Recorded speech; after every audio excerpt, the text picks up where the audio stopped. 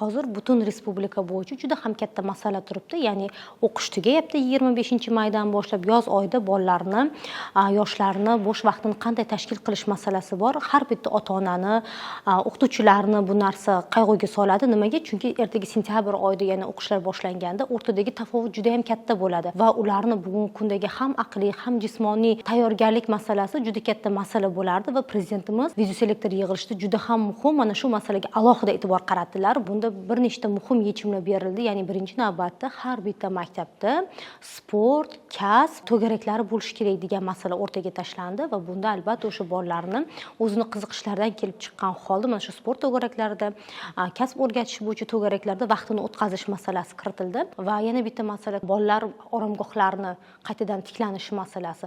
200 ta oromgoh tiklanadi, 200 ta oromgoh ishga tushiriladi degan masalani ko'tarildilar va bu oromgohlarda ham ixtisoslashtirilgan bo'lish masalasi aytib o'tildi. Ya'ni oromgohlarda Ibrat farzandlari loyihasi, mutolaa loyihasi va shu bilan birgalikda Qizlar akademiyasini aynan mana shu platformalarda o'qitishlarni tashkil qilish. Biz bilamiz, bugungi kunda yoshlar orasida eng ommalashayotgan platformalar hisoblanadi va bularni esa maktab davrida mana shu yoz oylarida oromgohlarda buni ham davom ettirish masalasi ko'tarilgan. Prezidentimizni aynan kecha bo'lgan videoselektor yig'ilishlardan kelib chiqqan holda partiyamizda belgilab olgan ustuvor vazifalarni eng maqbul yechimini guvohi bo'ldik.